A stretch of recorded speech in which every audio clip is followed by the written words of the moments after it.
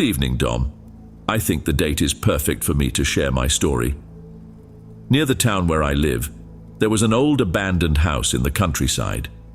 It was a bit isolated, so although many talked about the place at school, few actually dared to go there. One Halloween, a friend of mine who had already gotten his driver's license decided it was the perfect year to visit the house. It wasn't hard to convince our group of friends to go along with the idea. In total, there were 6 of us, packed in the car, waiting for nightfall to make the experience even scarier.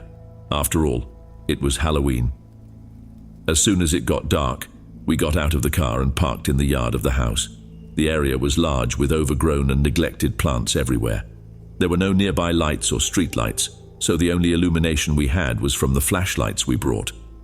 We started walking slowly from the car to the entrance. My friend led the way with his flashlight, pointing it toward the house and lighting up every detail. I followed the light as he explored different areas until I noticed something on the porch. A glimpse I caught just for a moment when the light passed over it. It seemed out of place. I grabbed my flashlight to check what I had seen, and there it was. A pumpkin on the porch. But it wasn't an old or rotting pumpkin as we'd expect from an abandoned house. I mentioned to the group that maybe someone was living there since there was a freshly carved pumpkin. My friend just shrugged, saying it was Halloween and probably someone left it there as a joke. We continued on, but it didn't take long for us to hear a sound coming from the side of the house. I pointed my flashlight in that direction just in time to see someone approaching from the side of the house. It was a man peeking around the corner, already watching us when the light hit him. He was holding a huge knife in his hand. As soon as he realized his presence had been revealed, he started moving toward us as fast as he could. I say, as fast as he could, because he moved in a strange way, half limping and half running as if he was injured or missing part of a leg. Luckily, all my friends saw him, and we turned to run back to the car as fast as we could. As I settled into the car, I looked back and saw that the man was still coming after us. When we finally drove away, 2 friends started laughing, confessing that they had planned the prank. They said they'd called a classmate to go there earlier and wait to scare us. I was the only one who got a clear look at the man who chased us, and I knew he definitely wasn't a high school student. I told my friends, insisting that the person who chased us was not the guy they had arranged to scare us. Finally, they checked their phones and found voice messages and texts from the guy asking them to call off the plan. He said he had gone to the house, but when he got there, he was chased by the same man and had to flee before he could scare us. He left several messages, but my friends didn't see them due to poor reception. We never found out who tried to attack us that night or why. When the police investigated, they found no one at the scene. Before we move on to the next story, if you're new here, don't forget to subscribe to the channel and activate the bell to get the latest stories. Your presence is important, and your support is essential. Well, let's continue.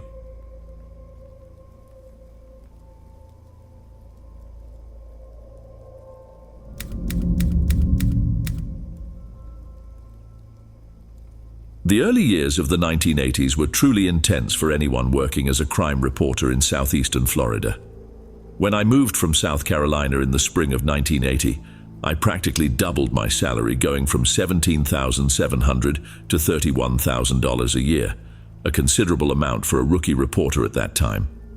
And the curious thing is, I wasn't even at one of Miami's big newspapers. My job was with a smaller, much more local publication. Perhaps you know the Pinecrest Pioneer. There's a morbid expression in journalism: if it bleeds, it leads. And the newspaper was enjoying high circulation since Miami's drug violence started reaching the suburbs. The situation involved truly horrific scenes, gang reprisals, random murders, even explosions. And that was what justified the increase in my salary. Over time, though, you start to realize the corrosive impact that covering these events has on society as a whole. It's like something contaminates the water or infects the collective consciousness. And for a while, it seemed like almost everyone in Pinecrest was involved in something suspicious. I think for me, the most striking example of this was what I often call the biggest story I never wrote.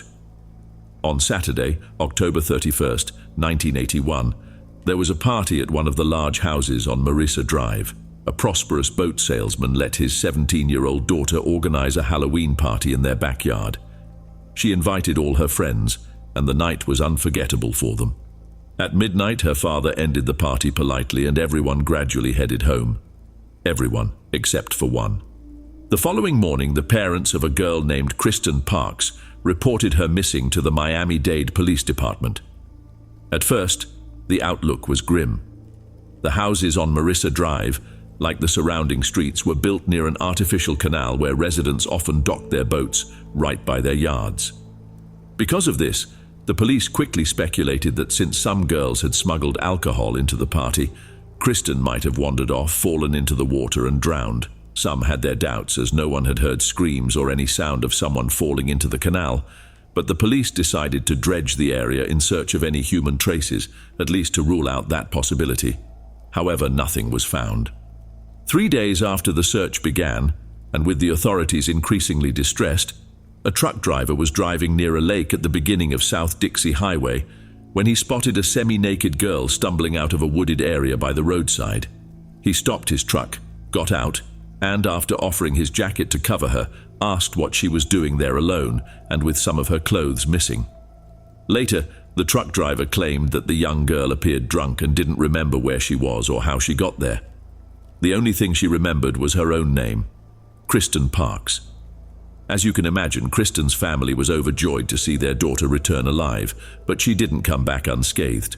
After a full medical examination, it was found that Kristen had been drugged, kidnapped, and subjected to repeated assaults over the next 48 hours. Instead of ending her life, her captors sedated her one last time, took her to South Dixie Highway in the middle of the night, and left her in a wooded area.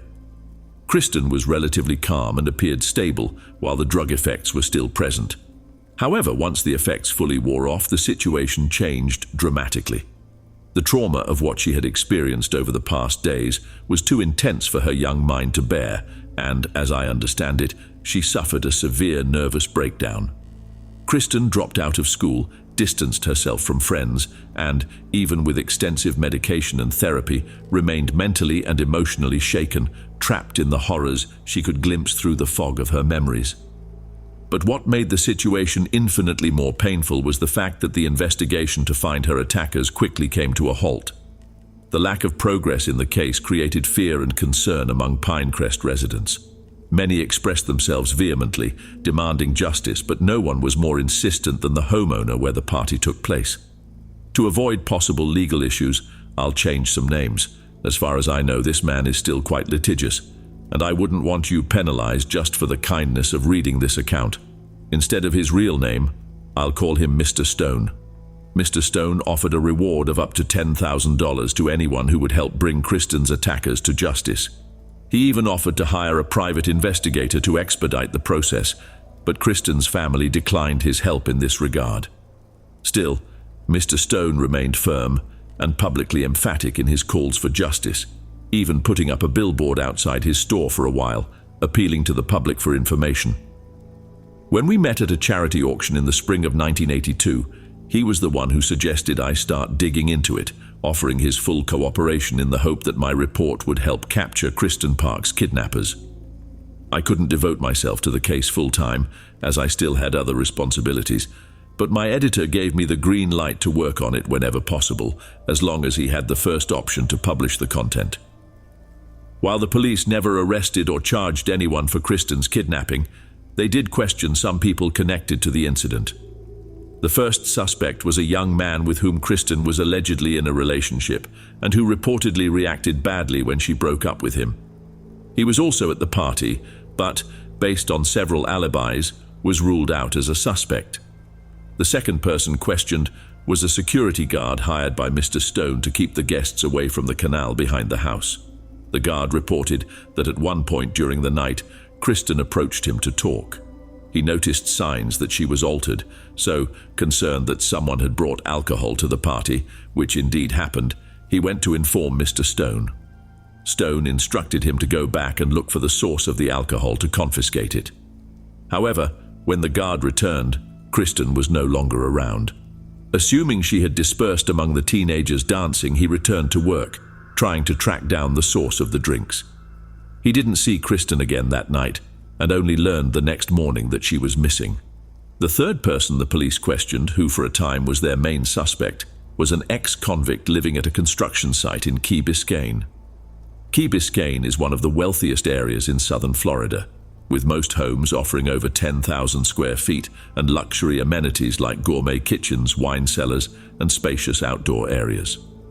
This led to the question, what would an unemployed ex-convict be doing living in such a place? Ex-convict Frank Jeffers had been living among the remnants of an abandoned construction site, and due to some legal loopholes, authorities were unable to remove him from there. Somehow, he managed to get a small boat he used to reach the wealthy neighborhoods on the edges of Pinecrest, from where he would flee after committing minor thefts and acts of vandalism. Jeffers had been arrested half a dozen times, usually for trespassing or abusive behavior, but his original conviction was much more serious. About 20 years earlier, he was arrested after kidnapping a 14-year-old neighbor's daughter, pushing her into his car as she returned from school. If not for several witnesses who noted the car's license plate, it's hard to imagine what he would have done to the girl.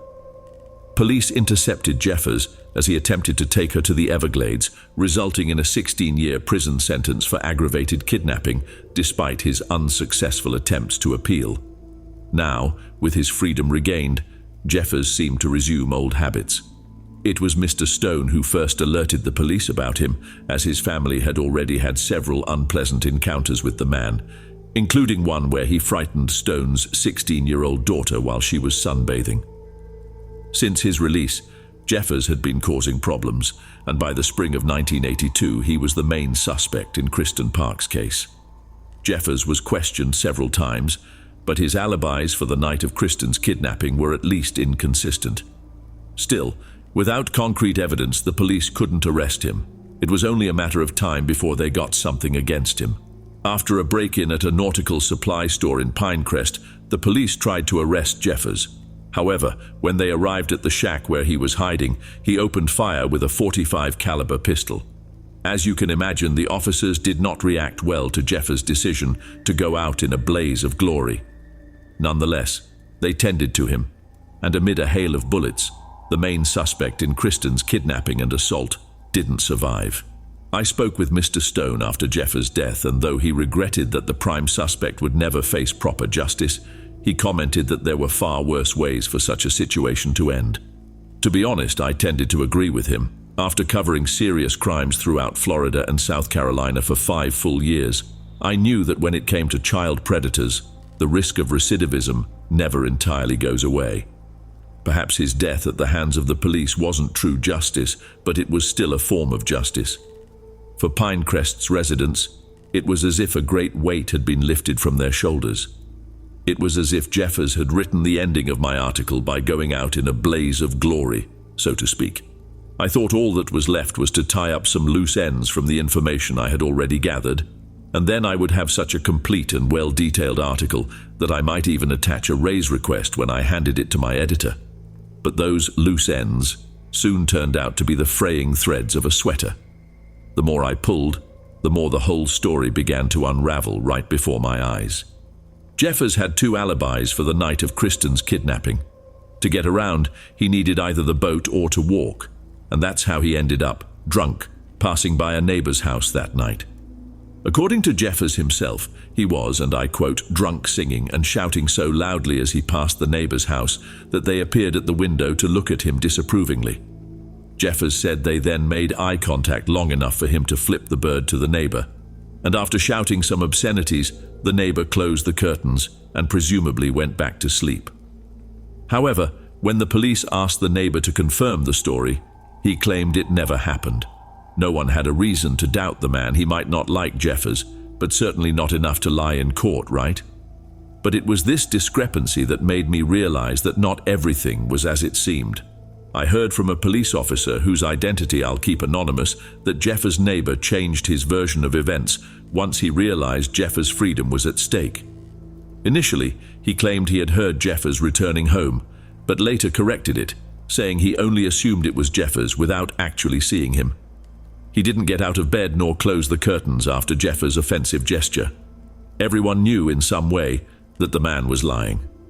I believe the officers when they say they develop a nose for lies. I myself developed this instinct over the years. But if he despised Jeffers enough to risk perjury, there wasn't much the police could do to stop him, especially since Jeffers became a convenient scapegoat. Jeffers' second alibi came from a visit to a bar late that night, a low-key place called Buddy's near Cape Florida Beach. When the police contacted the owner, he readily handed over the security camera recordings from that night. However, after reviewing the footage, they concluded it wasn't clear enough to identify Jeffers with certainty and decided not to formally file it as evidence. Additionally, instead of returning the tape to the owner, the police simply kept it. I found this out when I spoke with the bar owner, and since it was just an apparently worthless VHS tape, he wasn't exactly inclined to hire a lawyer over it. Still, he was annoyed and took the opportunity to vent his frustrations with the officers for a good 10 minutes. I let him talk, waiting patiently, then tried to bring the conversation back to the security footage. I ended up discovering that he still had the original tape around and was more than willing to show it to me. Remember, this all happened in 1982, so even the best security footage was quite grainy compared to the clear images you can capture today. But Frank Jeffers wasn't exactly discreet. He loved bright colors, wore tank tops, swim shorts and sandals, and sported a bleached streak of hair, sort of messy, almost like a mohawk. This flashy style made him easily recognizable, especially because of his small-time crimes. When the Buddy's owner showed me the recording from that night, there was Frank, as visible as day. Although the face wasn't clearly visible, and one could argue it might be someone who looked like him, the description I had of him made me confident that if anyone who knew him saw that footage, they'd identify Jeffers without hesitation.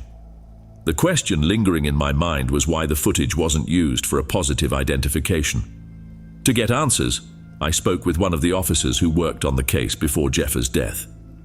He explained to me that under advice from a renowned attorney, they were informed that the recording wouldn't hold up legally.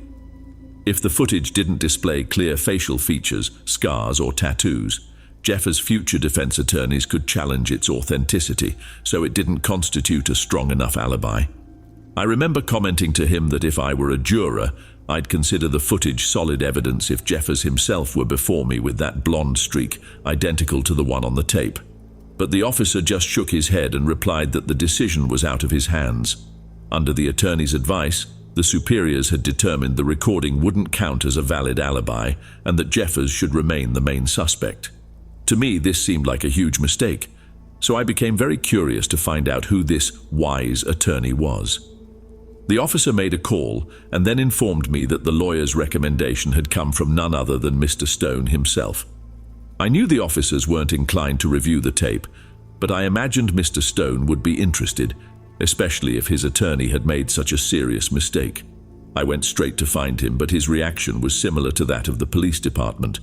He thanked me for my concern, but suggested I follow the lawyer's advice. Jeffers was the most likely suspect and was now dead. Case closed. I asked if he had seen the footage from the bar near Cape Florida Beach, and he said no.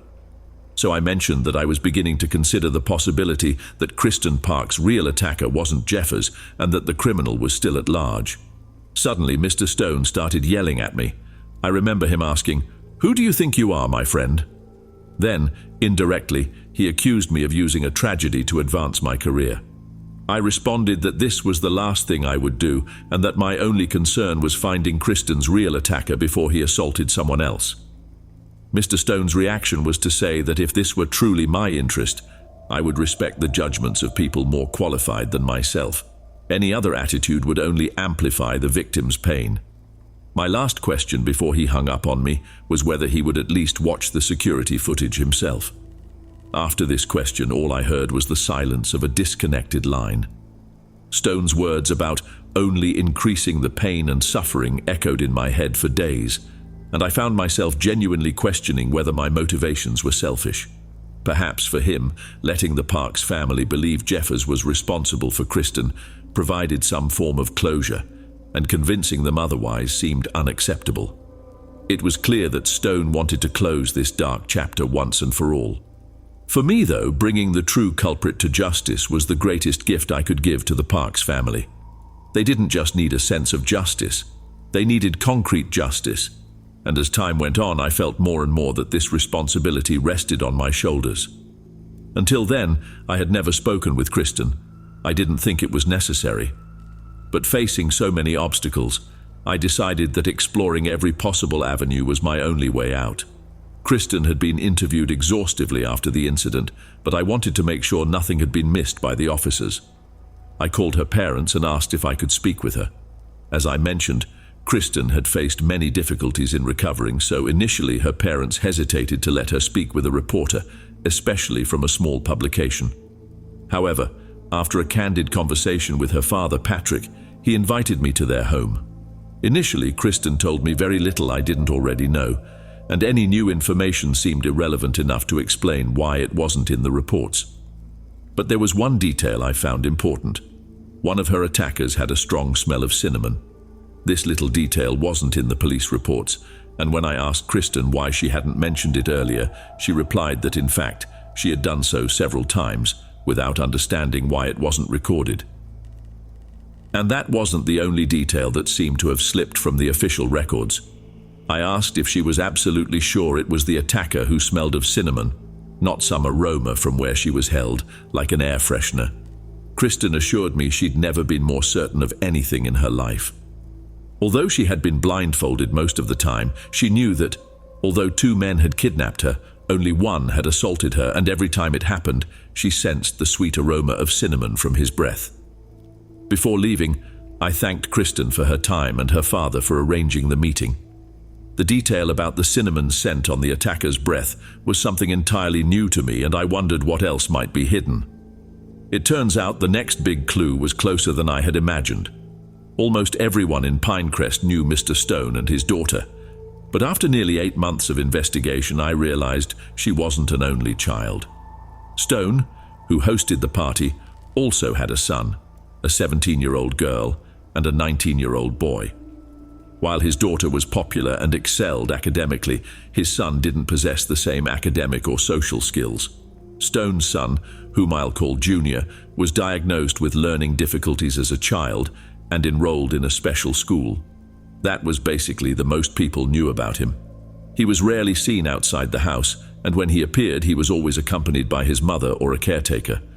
The kids who knew him described him as weird, saying he spent most of his time in his room watching horror movies and reading comics. I asked some of the kids who attended the party if Junior had come down at any point or tried to interact with the guests. Most said no. They didn't even know the Stones had a son. But 2 kids mentioned seeing an older guy without a costume talking to one of Stone's security guards. I then went to talk to the Miami-Dade Police Department officer, the same one who had told me about Stone's attorney dismissing Jeffers' alibi. He told me that Junior had never been questioned about what happened that night, and according to police records, he had stayed in his room the entire time. Do you see what I mean about how things started falling apart? Some kids said Junior briefly appeared at the party, but the police assured me he hadn't left the room all night. I asked how they were so sure, and you know what the officer replied? Because Mr. Stone told us. The last time I called Stone also marked our final conversation. We hadn't been on good terms since our last phone call, where he basically advised me to stop asking questions. So when I called him again and asked to speak with Junior, he didn't hesitate. He simply hung up.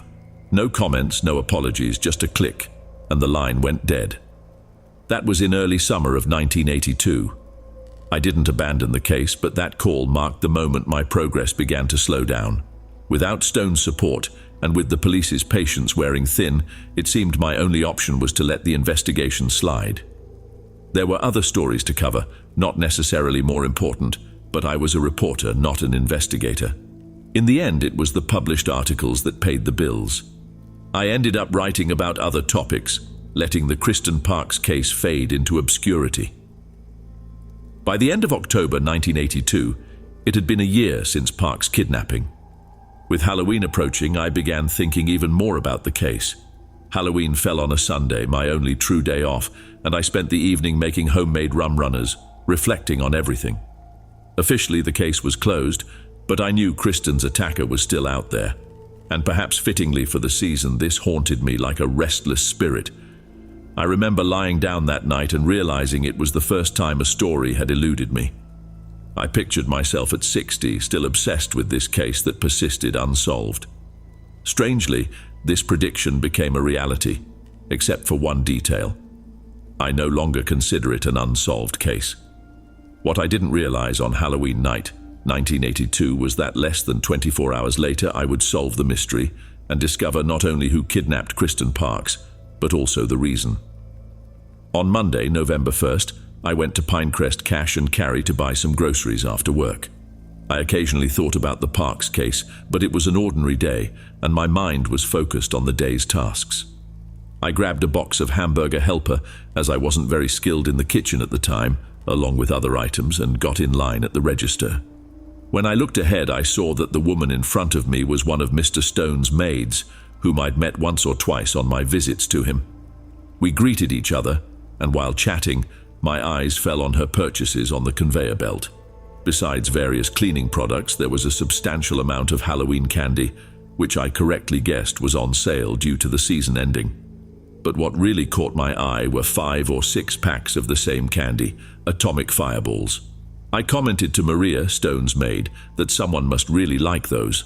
I remembered them from childhood but never liked the name atomic fireballs. The idea of burning my mouth didn't appeal to me, so I was never interested in them, only in the name.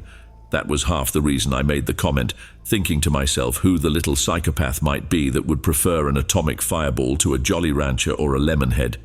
Maria chuckled and told me all the packs were for Mr. Stone's son, Junior.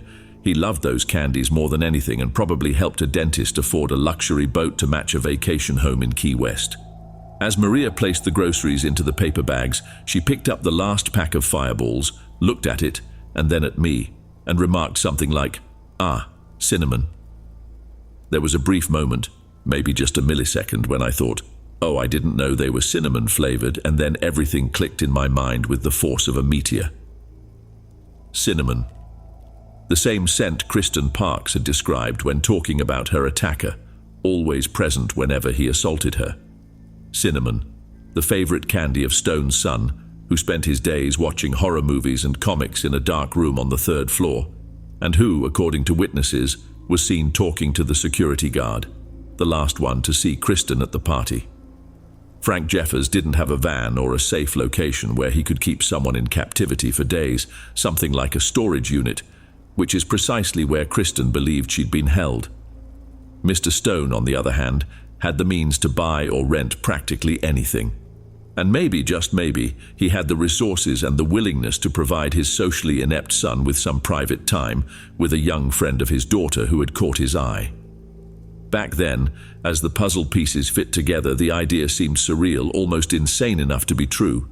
Stone was a pillar of the community, someone respected, admired, beloved. To imagine he could be a cold enough psychopath to facilitate the kidnapping and abuse of a young girl seemed, to say the least, crazy. The more I thought about it, the more everything began to make sense. The gathering wasn't just a Halloween party, but rather a sort of teenage meat market where Junior could pick his victim. At the first opportunity, I called my editor in for a chat, and using a series of detailed hypotheses, I explained my reasoning and how I'd reached this conclusion. He looked at me, mouth agape for most of the time, especially at the end when I laid out everything about Junior, or more specifically, how he should have been the main suspect but wasn't even questioned. My editor thought for 15 or 20 seconds and then said that if I could write the article in a way that avoided massive lawsuits, he'd make sure the legal department reviewed it before publication. If we just raised the right questions, we'd be protected by the First Amendment, and Stone wouldn't be able to do anything. However, we soon found out the situation was a bit more complicated than that. A few days later, when I had written about a third of the article, my editor called me into his office and showed me a preliminary copy of the next day's paper. Right in the middle, occupying 2 pages, Mr. Stone had bought a full-page ad for his boat store and another to exclusively promote his new line of jet skis. Stone had signed a 2-year advertising contract with our newspaper worth almost $100,000. He knew that with this amount at stake, the newspaper's owner would never allow a negative story about him. And so, my editor told me we'd have to shelve the article on Junior. It may sound strange, but I wasn't surprised. Seeing that giant ad nearly floored me, but I remember thinking, of course he bought an ad. Of course he did. He had all the power in the world, and I was just a small-town writer. If I insisted, I might end up with a pair of cement shoes or something like that. Instead of risking my life, and my job too, I chose to survive and abandoned the story. I remember an old black and white movie I saw in childhood. I can't remember the plot, but a woman collapsed in tears before a Humphrey Bogart-style character, lamenting how unfair the world was. He replied with something like, "That's how the world works, kid. It always has, always will." When I heard that back then, I didn't believe it. But it seems that growing up is essentially discovering it's true, and that nothing truer has likely ever been said.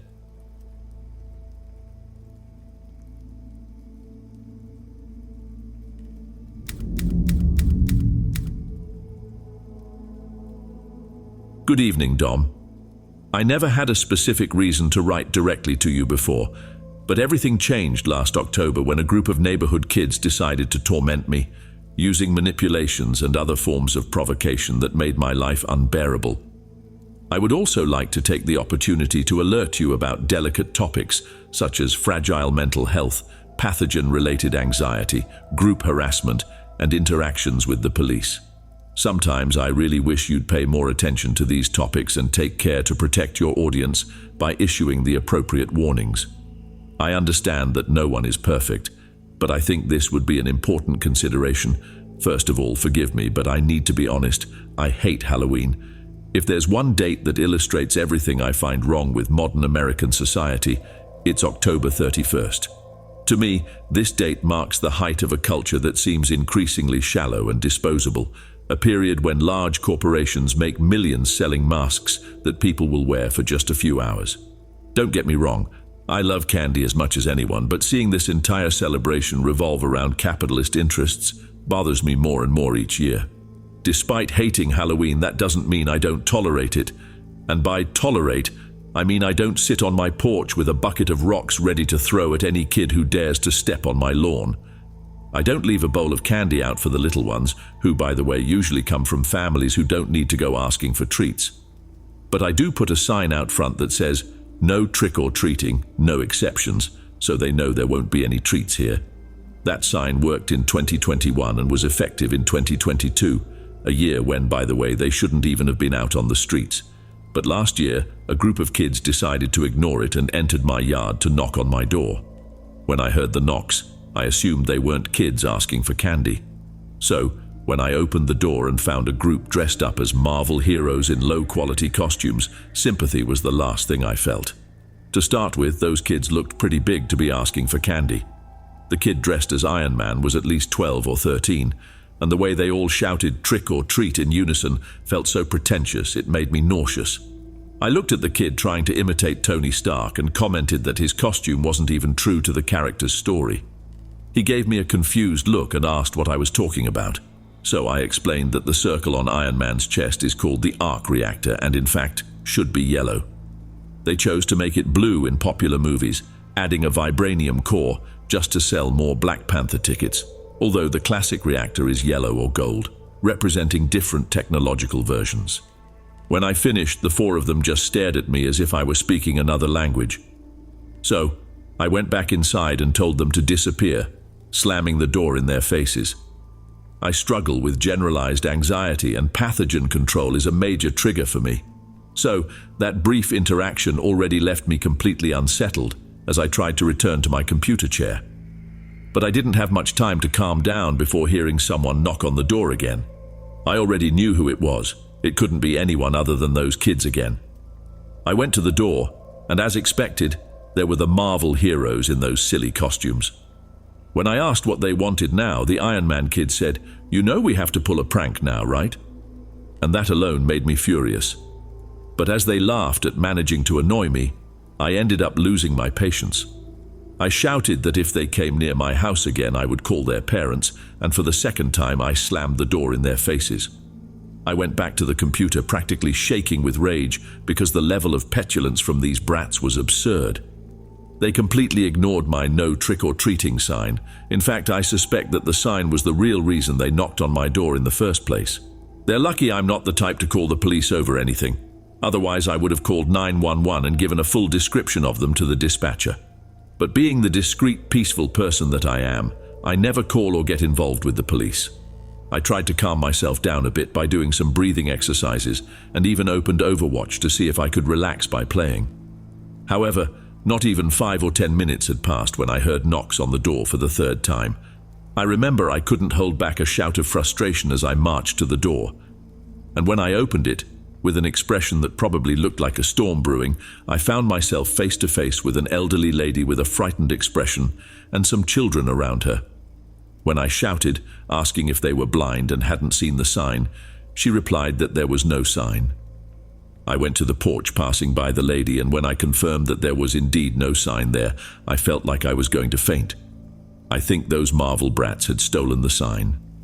I told the woman and the children to leave my property and went back inside, shutting the door.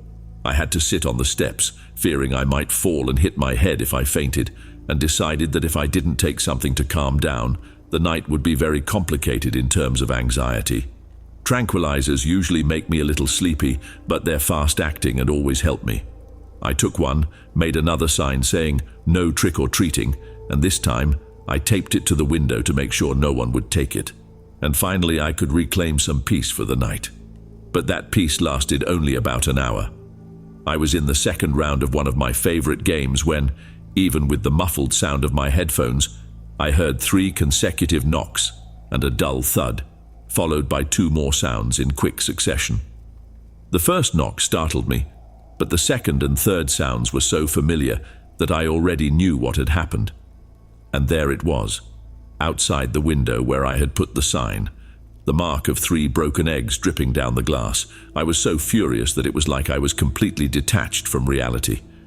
I remember seeing the eggs, and then I only recall being curled up in the bathtub, with the knuckles of my right hand swollen and bleeding.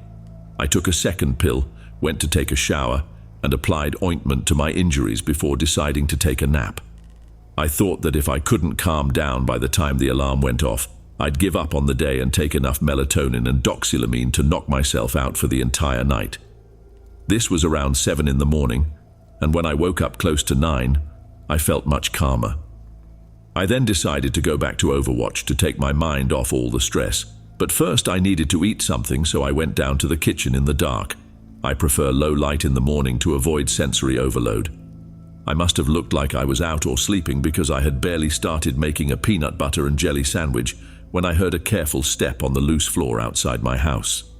Whoever did the entrance work didn't adjust the foundation well, so there's a stone near the gate leading to the yard that wobbles and makes a sound whenever someone steps on it. Even a light step produces a soft thunk, and that's exactly the sound I heard through the open kitchen window. My first reaction was to go back to my room, planning to hide until whoever it was left.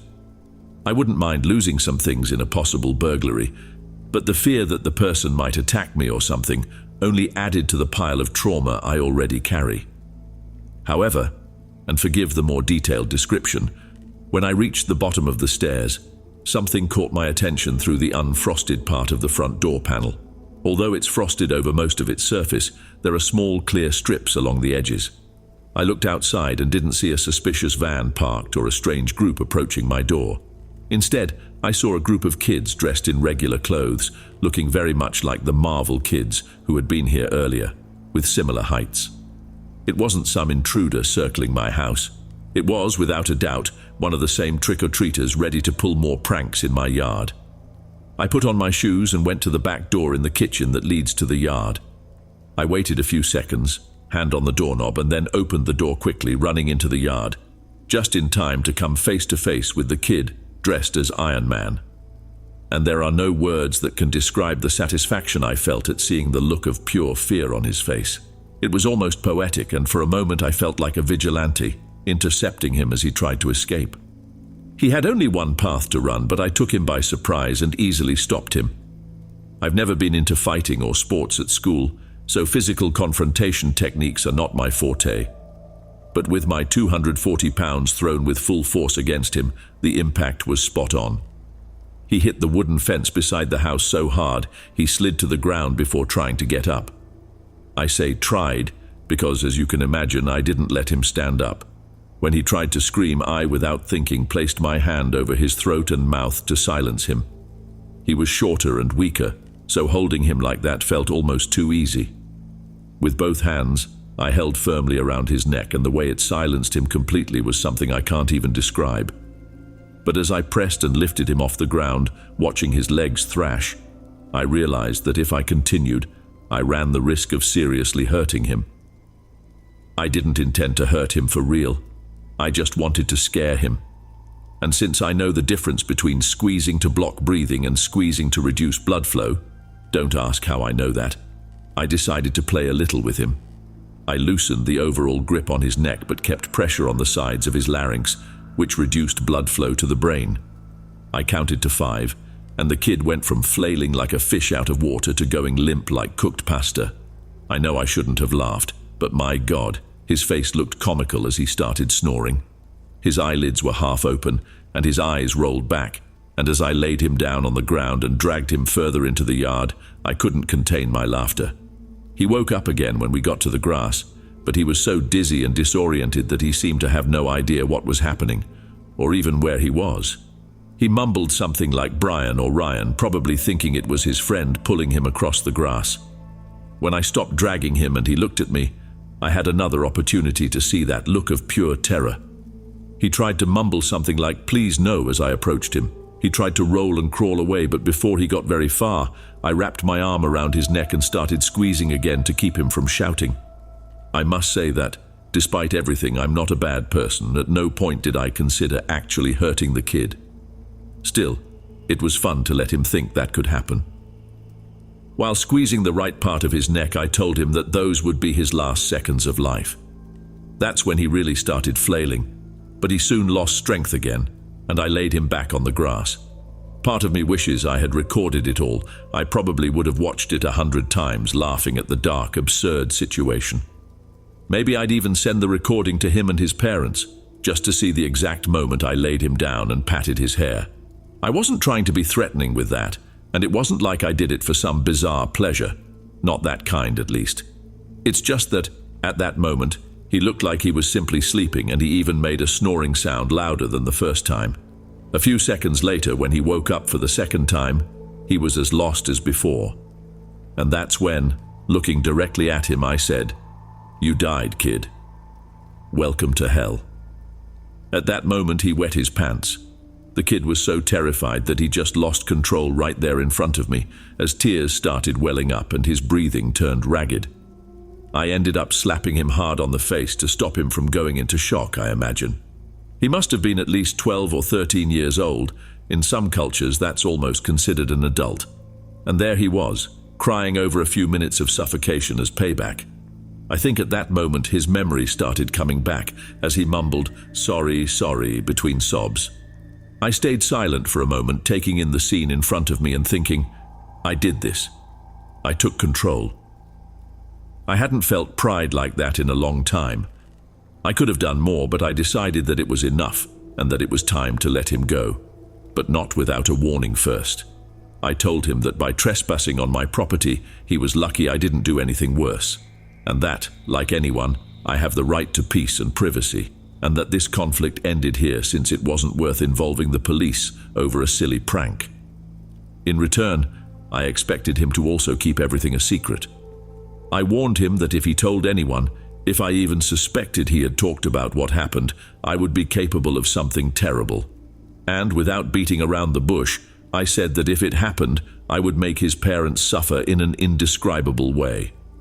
I stated that I didn't care about the risk of being arrested, as I'd rather face that than deal with more problems on my own. I asked if he understood, and he nodded quickly before running off into the night, his legs trembling and smelling of fear. In short, the kid opened his mouth, and ever since then, I've had police officers showing up at my door all year, all because he couldn't keep quiet and accept the consequences as he should have, preferring to complain and play the victim. When the police came, I gave my version of the events. A kid tried to break into my house, and all I did was show him that it wasn't a good idea. I admitted that I held him, dragged him a bit, and then pushed him out of my yard, but of course I left out some details that I'm sure he fully deserved. I think it's fair. After all, he didn't mention anything about throwing eggs at my window or stealing my sign. He forgot to tell that little part, and then comes the question, what's worse, causing damage and stealing property, or a small lesson for someone who needed to learn? He had no right to be on my property, let alone to mess with my things. He played around and found out how things work, and if they end up arresting me for it, maybe I'll follow through on the little promise I made to baby Tony Stark. Maybe I'll find out where he lives, where his parents rest, and make it clear that there are certain people you shouldn't mess with. In that case, I'd be quite eager to send an update straight from prison. If you're enjoying these stories, don't forget to leave your like, it's very important. Well, let's continue.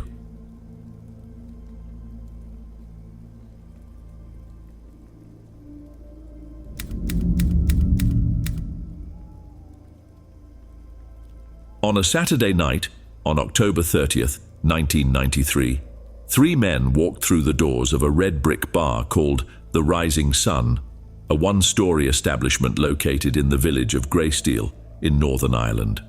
Greysteel, a small village with a predominantly Catholic population, lies on the northwestern coast of County Londonderry and is home to just over 1,000 residents.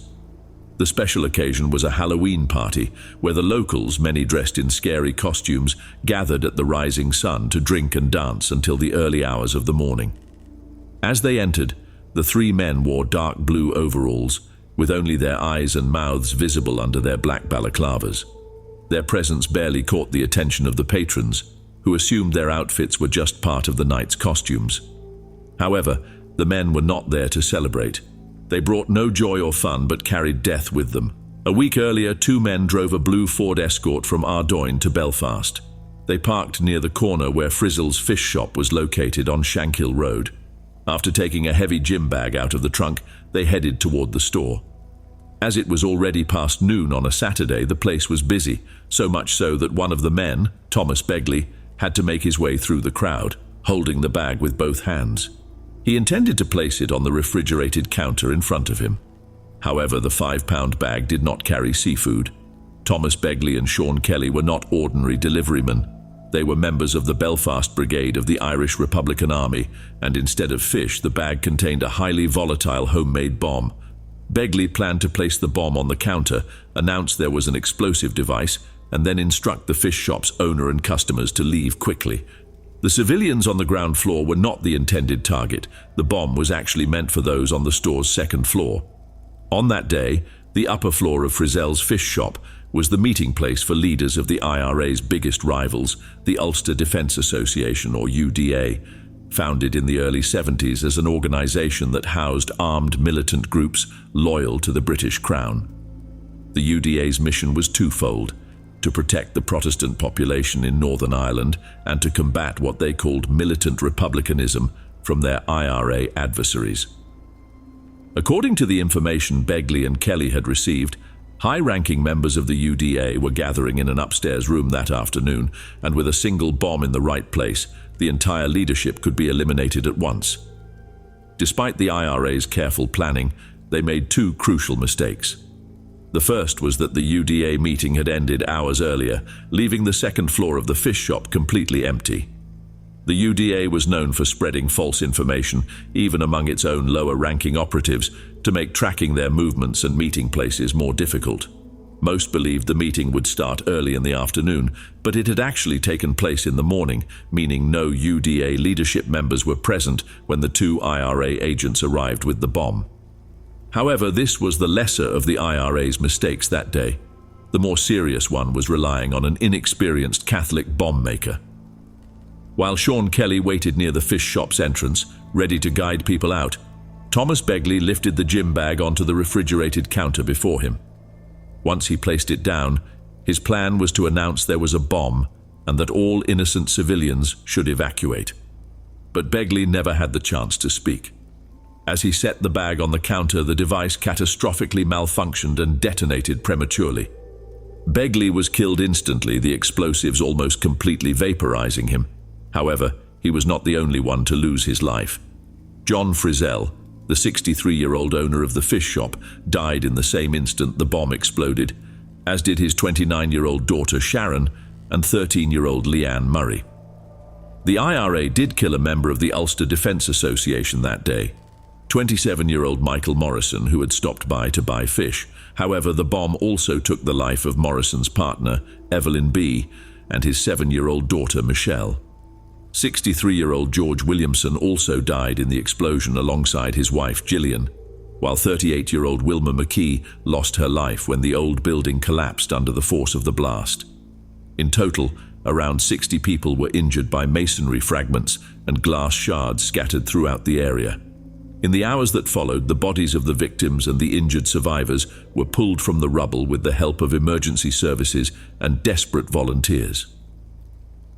After the Shankill Road bombing, Belfast's Protestant community was seized by a wave of indignation.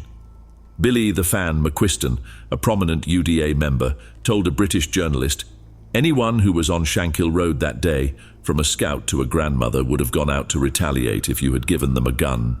Although the IRA had planned the attack with the intent to avoid civilian casualties, the failed execution led most to interpret the bombing as a despicable, indiscriminate assault on Protestant civilians, not as an attack on the UDA's high command.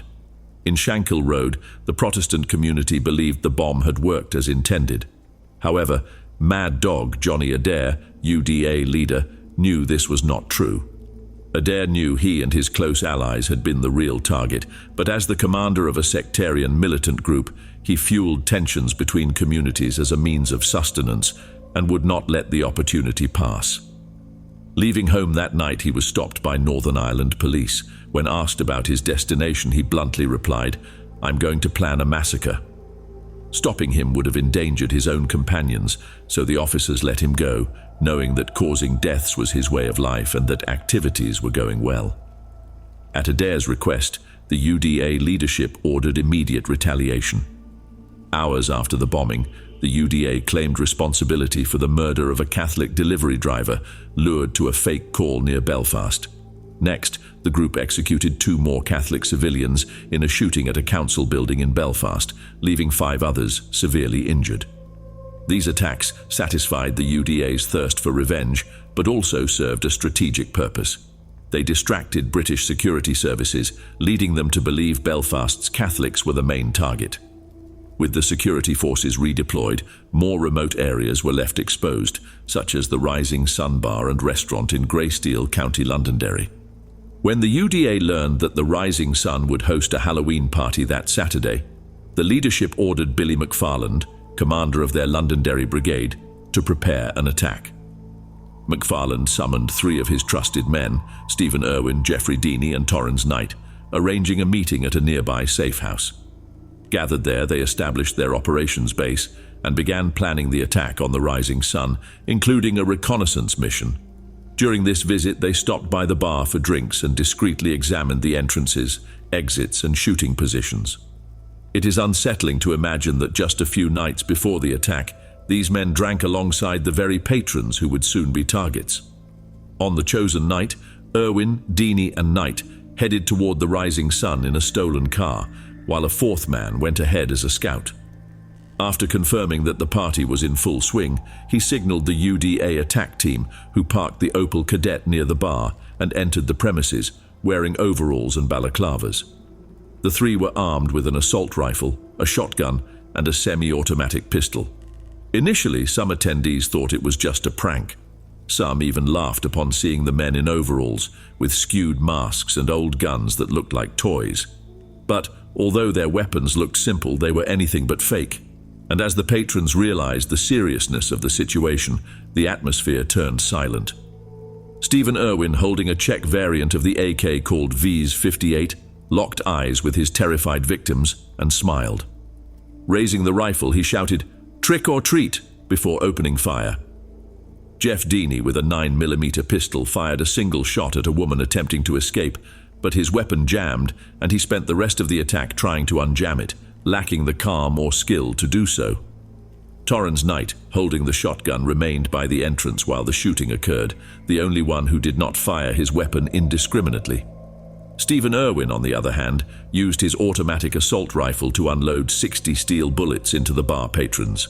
In just over 2 seconds, he had fired 30 rounds of heavy ammunition, which, traveling at high speeds, tore through the wood structures of tables and chairs, pierced bodies, opening large wounds, and spread glass shards throughout the room, embedding into those present amid the chaos.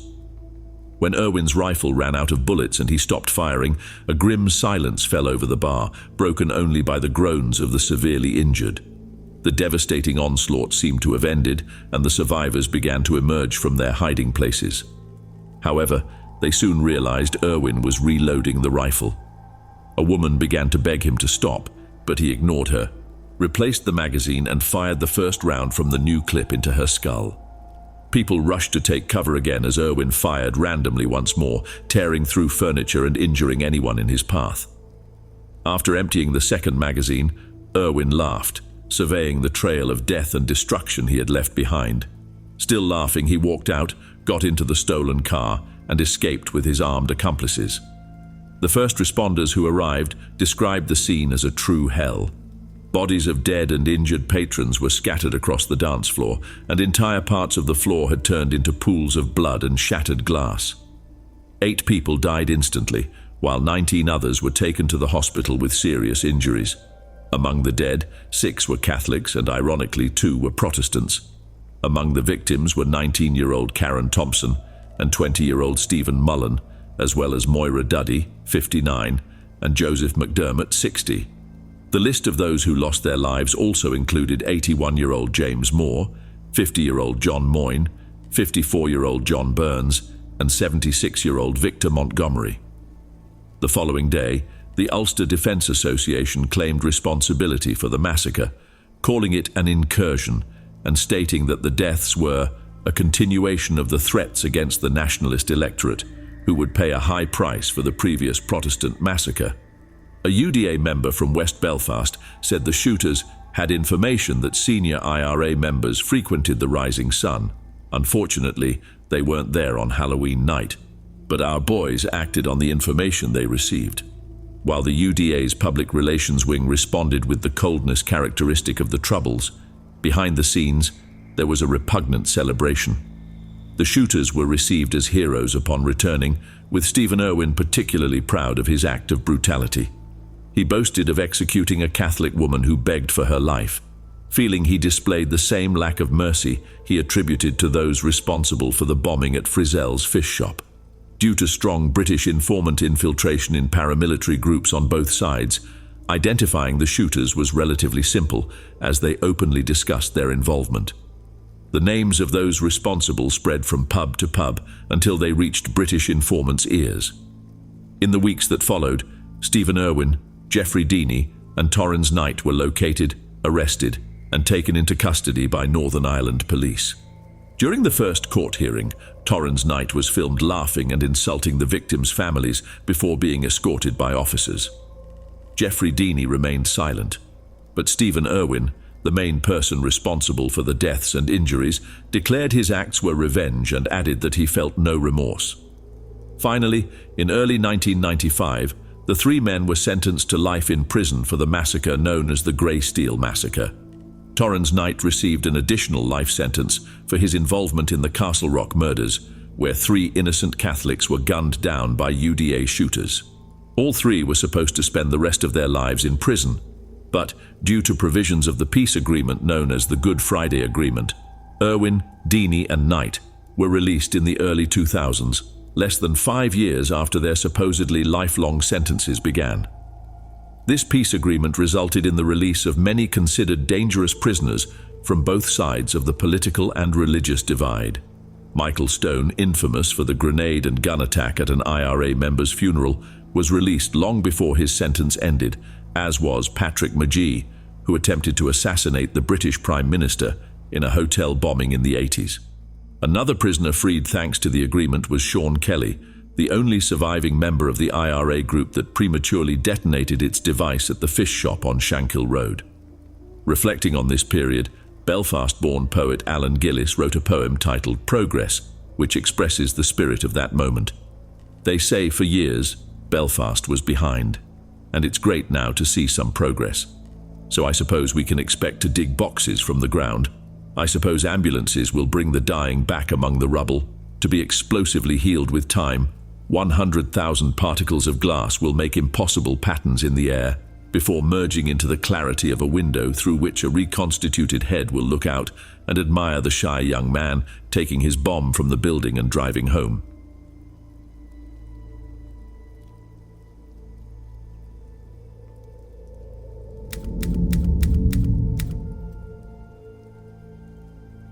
On Halloween night in 2005, I planned to go trick-or-treating with my good friend Theo. We met at my house right after school and spent a little time there before getting ready. When the time came, we put on our costumes. I was Spider-Man and Theo was dressed as Batman. We started around my neighborhood, going door to door. Theo also lived nearby, but a few blocks further. The walk there took about 20 minutes. Theo's mom came along with us, and on the way we ended up going to his house. Our neighborhood was full of houses, and lots of other kids were on the same candy mission. After a few good hours of walking, we had our bags full of treats. It was an incredible Halloween night. We went into Theo's house to enjoy the rest of the evening. My mum was going to pick me up at 10 to take me back home. Meanwhile, Theo and I stayed in his room, enjoying our candy and playing video games. Theo's parents and his older sister were also home. At some point, we heard a knock on the front door and went to see what it was. We figured it might be more kids, and Theo was really excited to hand out candy since we hadn't had the chance to do that yet. He called his parents in the next room, letting them know he'd handle it himself. When we opened the door, we saw what looked like an adult man standing there. His head was down, and he wore a hoodie that covered his entire face, making it hard to see him clearly. He didn't look dressed up at all, which gave him a suspicious air, especially since it was already late. Theo and I had stayed out trick-or-treating until the allowed time limit. The man knocked again and we stayed on the other side of the door without saying a word. We left and went straight to Theo's parents, saying there was a strange guy at the door. By that time, the knocking had stopped, and when we went back to check, the man had disappeared. No one could explain who he was or what he was doing there, but it made us uneasy. After that, we went back to Theo's room to keep playing video games. Since his room was at the back of the house, I remember that about 15 minutes later, Theo called me over, asking me to look out the window. When I did, I saw exactly what he was already watching. The same hooded man, now standing in the backyard. He was about 12 meters from Theo's window, still with his head down, not looking in our direction. We stood there, watching the man for a few seconds, until we decided to leave the room. Theo went straight to his parents to tell them what was going on. They took a look outside and quickly turned on the backyard light. As soon as the light came on, the man turned around and ran out of the yard. We never got a good look at his face, which made everything even stranger. After that scene, we figured he was really gone and thought maybe he was just someone trying to scare others on Halloween. In the end, no one called the police, but the situation left a really strange impression. A bit later, my mom arrived at Theo's house to pick me up. We headed home quickly, and in a minute, we were back. As soon as we got home, I stayed in the living room for a while before finally needing to go to bed. When it got later, I went to my room, which, like Theo's, was at the back of the house. I turned off the lights and lay down. Then, as I looked out my bedroom window, I noticed what looked like the same man from before, outside. I could hardly believe what I was seeing. He was standing in my yard, just like he had been in Theo's yard. For a moment I was frozen, trying to understand if it was real, but he was definitely there. I ran out of my room and went to the living room to tell my parents about the man. We all went to another back window to try to get a better look, but by the time we got there, he was already gone. After a while, I went back to my room and lay down again, but it took me a long time to fall asleep. I kept an eye on the window for a while, but the man never returned. I eventually drifted off, and from that night on, I never saw him again. Hey friends, thanks for listening. Click the notification bell to be alerted of all future narrations. I upload new videos every day here. Hope to see you in the next one. Now on the screen, I'll leave 2 more good videos I know you'll enjoy. See you there.